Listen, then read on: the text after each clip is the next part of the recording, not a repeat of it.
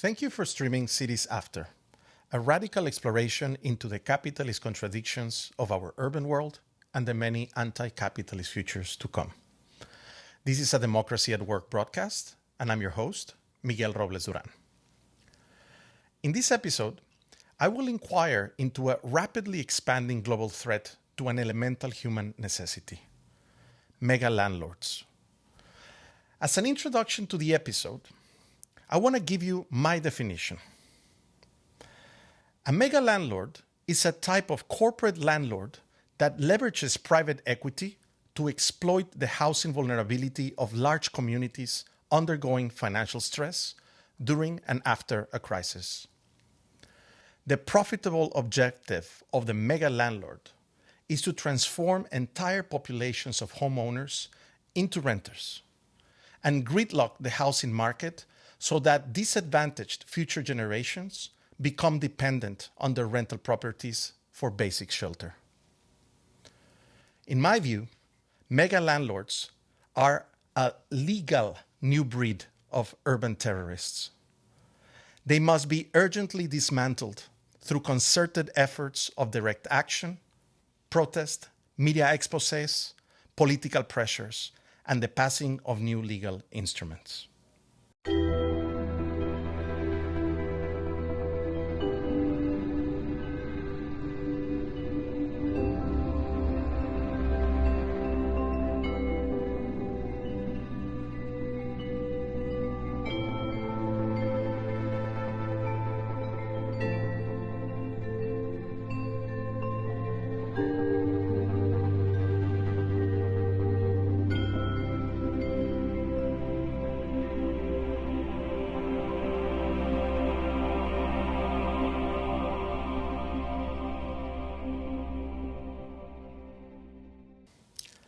A little over 3 months ago, in November 2022, JP Morgan Chase, one of the largest financial institutions in the world, with assets of more than $3 trillion, announced that it had entered a joint venture agreement with the opportunistic private equity firm Haven Realty Capital, stating that they will begin acquiring over $1 billion of build-to-rent properties, commencing with a regional focus in Atlanta's urban region.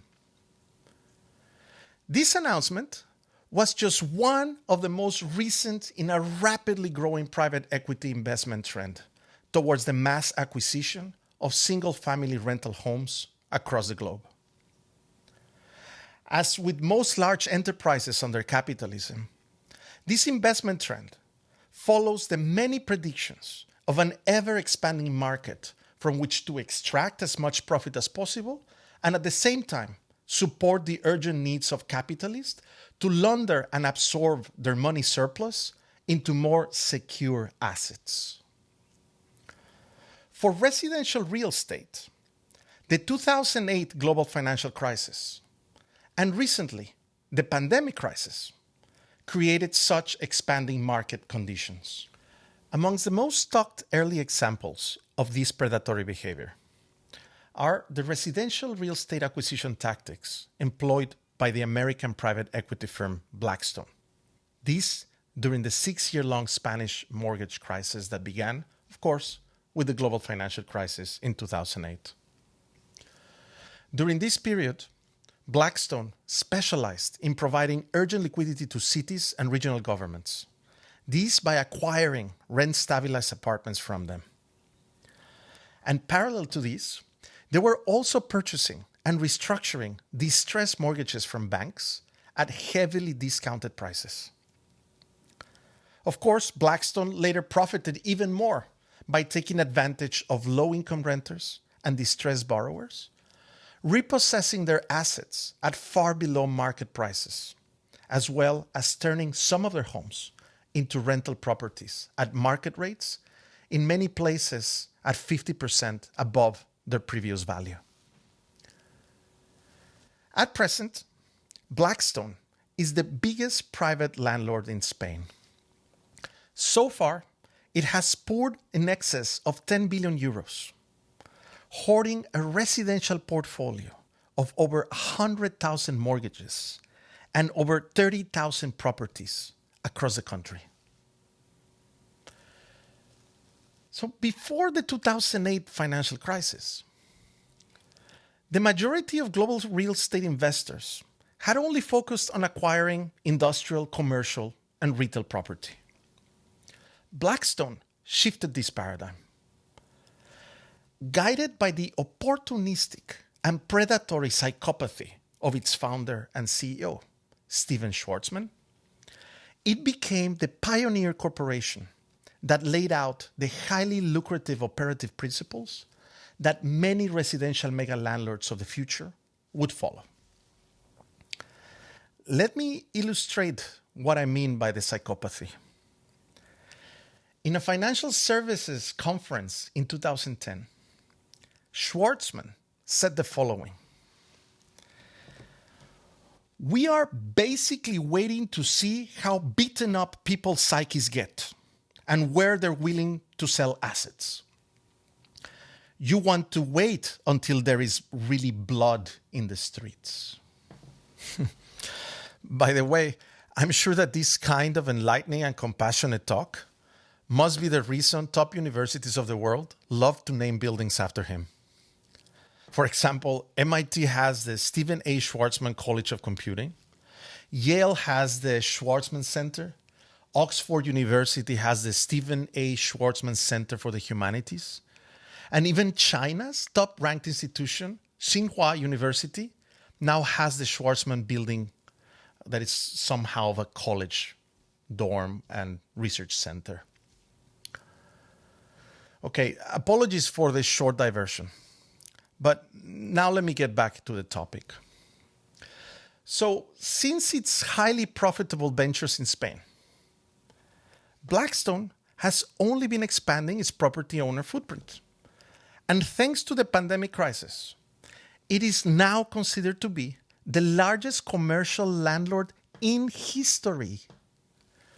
Just in 2021, its distributable earnings increased a staggering 85%, reporting the most lucrative results in its history. It has accumulated a global real estate portfolio valued at close to $600 billion. And it now has total assets approaching $1 trillion. To put this in perspective, this is approximately 65% of Spain's annual gross domestic product, or GDP. This is the GDP of the 14th largest economy in the world. Today, Blackstone boasts a rapidly growing presence in Europe and the Asia-Pacific region, with significant real estate investments in Germany, the UK, Japan, Brazil, India, China, and obviously in its home turf, the USA. Back in the mid-2010s, Blackstone became the poster child of predatory mega-landlordship. After all, they were the pioneers. And thus, the American private equity firm has been a constant target from housing rights advocates and legislators across the globe. And rightly so. By the way, if you're interested in knowing more about the fight against Blackstone, I have 2 previous podcasts where I speak about some of these battles with Leilani Farha, the former United Nations Rapporteur on the right to adequate housing, and with the founding members of Spain's Plataforma de Afectados por la Hipoteca, translated roughly as a platform for people affected by mortgages. Both of them have been challenging Blackstone for years with some success. However, today's residential landscape of mega landlords is not as easy to target as it was back then. If anything, it has dangerously fused with global finance to the point that it is now a relatively common form of investment in the portfolios of insurance companies and pension funds. And to make it even more complex, this venture seems to be desired and heavily incentivized by state, regional, and municipal governments. For example, in the USA, the majority of the distressed mortgages owned by the federal mortgage agencies known as Fannie Mae and Freddie Mac were sold at bargain prices to Wall Street investors without significant regulations. This resulted in private equity firms acquiring over 200,000 single-family homes in suburban and urban areas across the nation. Another example that I talked about is Madrid, where the government has willingly sold thousands of protected homes to vulture funds owned by multinational private equity managers. By now, almost every big global financial player is in the game. From Goldman Sachs to the Qatari DR Real Estate Investment Company to Deutsche Bank to BlackRock, the largest investment management company in the world. Hell, even supposedly conservative welfare state banking institutions, such as Norges Bank, the Norwegian central bank, have now large investments in residential mega-landlords. The bottom line is that in a little more than a decade, and thanks to two global crises, the large ownership of rental homes is now considered a prime and profitable investment, one that it is secure enough to be trusted by our pension funds. Another way to say it is that it is so secure and profitable that pension funds are investing in our future homelessness, and by doing so, they are also investing in favor of housing precarity for all young and yet to be born generations. This is an extreme contradiction that I want to elaborate further. But before I continue to dive in, I need to make an important parenthesis about private property and home ownership. This is because the most common criticism against mega landlords asserts that families of would-be homeowners cannot compete with the acquisition power of global investment firms, making it impossible for most citizens to afford the purchase of a home, and thus forcing them to be renters for life, mostly crushing the dream of homeownership, that sacred right to possess and to have private property that has been so deeply ingrained in our capitalist societies. And this is now threatened by bigger capitalist predators. This critique is indeed correct. But for many of us that have advocated for housing as a fundamental human right, the idea of home ownership as speculative private property is at the root of the problem and needs to be contested. Housing for many of us is a right that cannot be speculated on. It is the site for individual development, collective production, and social reproduction that must be accessible to everyone. Therefore, our work for housing justice is always focused on the eradication of the private property housing market by supporting the design and development of community-controlled, non-speculative property models of living, such as limited equity housing cooperatives and community land trusts. I feel it was important to make this parenthesis because almost every article I have recently read about mega landlords romanticizes home ownership and private property as if everything was nice and perfect before the mega landlords came into the picture and stole the right or dream away from the middle class. To understand the current threat of mega landlords, we must have present that housing under capitalism and its system of private property has always been an instrument for the continuous coercion, exploitation, and wealth extraction of the general population. Let me put this clear. Landlords are social parasites. They provide no social value. They are so focused on extracting money that they perceive people's basic need for a shelter as an opportunity to generate substantial profits. They exist because they are legally permitted to accumulate wealth by privatizing and controlling the access to a home, which is an essential element of human survival. Building upon this critique, residential mega-landlords are just the latest and more evil stage of this capitalist nightmare. So to close this parenthesis, I want to read a quote from Karl Marx's economic and philosophic manuscripts.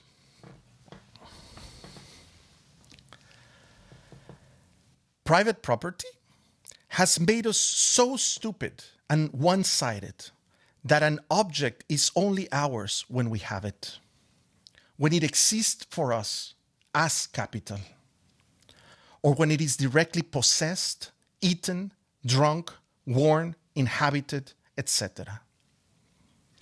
In short, when it is used by us. Although private property itself, again, conceives all these direct relations and realizations of possession only as means of life. And the life which they serve as means is the life of private property. Labor and conversion into capital. Okay, back to the threat of residential mega-landlords. As private property goes, rental homes are quite distinct from industrial property, retail spaces, or office buildings, as they generate profit primarily from their occupants' basic need for shelter. And clearly having the finance industry as a landlord, with their sharp focus on boosting profits no matter what, directly conflicts with the needs of current and future tenants for home security. However, concentrating the ownership of thousands of residential properties in selected urban areas has social implications that go way beyond the exploitation of tenants.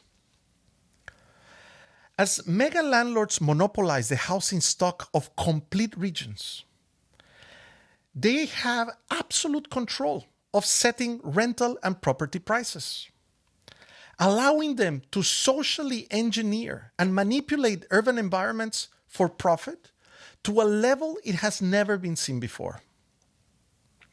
This means that they can decide what kind of people they want in relation to their capacity to pay rent, while excluding others. This power means that they can easily coerce municipal governments to pass legislation that favors them and not favors the population. It means that they can decide to hoard residential property, financialize it, add it in their portfolios, and never sell it back.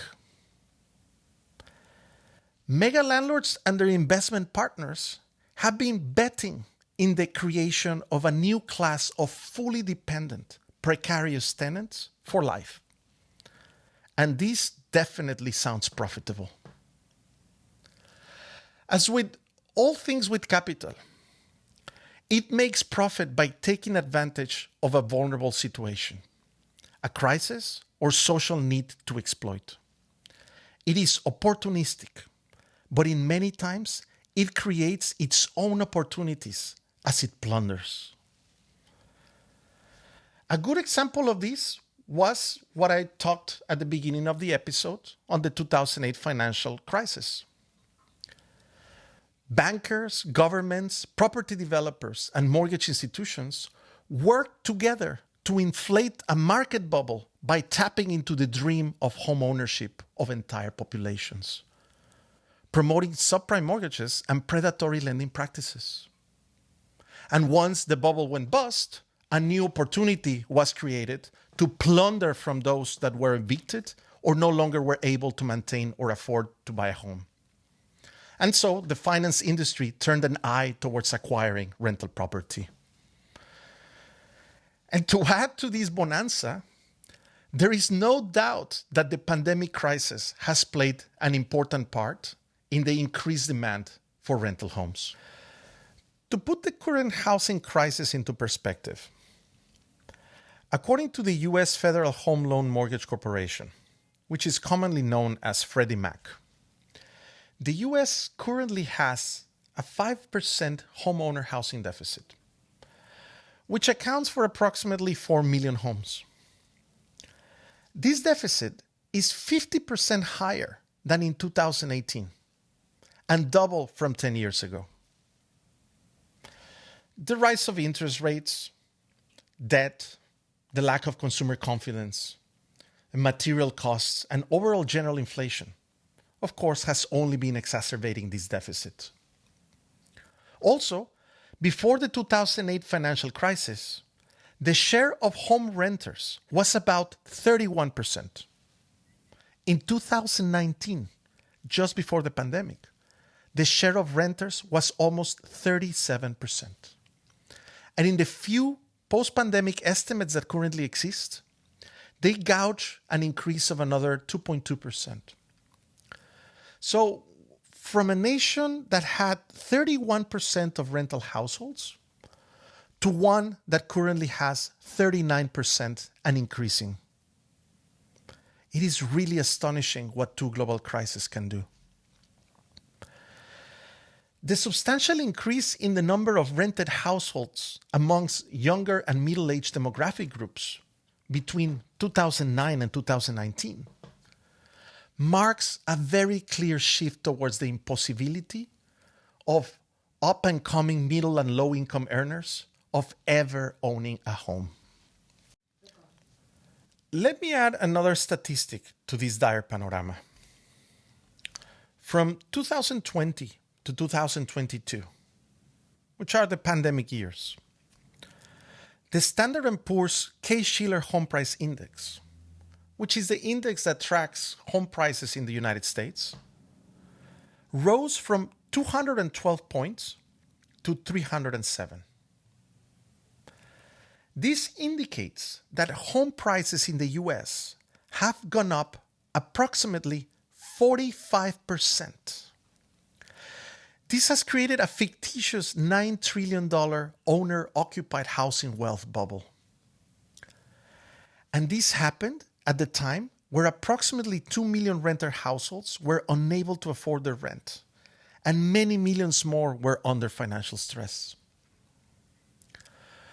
Ultimately, as housing prices continue to rise sharply, not only in the US, but around the world, it is making home ownership an unreachable dream for newer generations. In reality, it appears there's nothing left to do but rent to a mega landlord. But it is important to stress that this is not a unique American phenomenon. This is a global trend, and global finance is spearheading it, with the aid of your pension funds, of course. For instance, the European Public Real Estate Association reported that the market capitalization of Europe's publicly traded residential real estate sector surged from 3.5 billion euros in 2006 to almost, listen to this, 85 billion as of July of 2021. This is an absolutely staggering increase of 2,300% in 15 years. 2,300%. And the rent has not gotten cheaper. For example, in some cases, the rent prices in a city like Berlin rose 40, 45, 43% in the periods between 2016 and 2021. So, what are the implications of the fact that mega landlords are amassing millions of homes worldwide with the sole purpose of being traded as commodities in the stock market? Needless to say, with the aim of maximizing profits for investors. I'm sure there are too many, but here's a list of just 3 possible dystopian scenarios. Here's the first scenario. With the control of rental markets and the increased inaccessibility of purchasing homes to non-financial buyers, mega landlords will be increasing the rental prices substantially to the breaking point of tenants, keeping them at the thin edge of economic instability as long as they have a capacity to pay the rent. These rapacious practices will be aided by their easy access to the renter's financial data. In this front, JP Morgan Chase has recently unveiled an ubiquitous rent payment platform that, according to their chief innovation officer of its commercial banking division, would provide mega landlords with beneficial data and analytics that can aid in setting rental rates, identifying potential investments, and facilitating tenant screening. Yes, the extension of the finance industry into mega landlordship improves their algorithms. Here is the second scenario. Besides the prospect of continuous rent hikes, abusive extra fees and reductions in maintenance and building improvements are to be expected, as mega landlords will try, no matter the social consequences, to keep the business lean and profitable. Blackstone has also been paving the way on this front. In a special investigative report, the news agency Reuters mentioned that Blackstone properties in the US have been flooded with common complaints of black widow spider infestations, floods of raw sewage, plumbing leaks, vermin, toxic mold, non-functioning appliances, and months-long waits for repairs. In Madrid, the tenants' union has also accused Blackstone of extreme rent hikes and lack of maintenance. The same happened in Stockholm, where the company bought 16,000 apartments and increased the rent by 42% on over 1,000 of them, while reducing their upkeep costs and maintenance. And lastly, here's a third scenario. With their enormous power, mega landlords will influence even more urban, environmental, social, and economic policy as they buy out politicians, sue municipalities, and of course, misinform voters.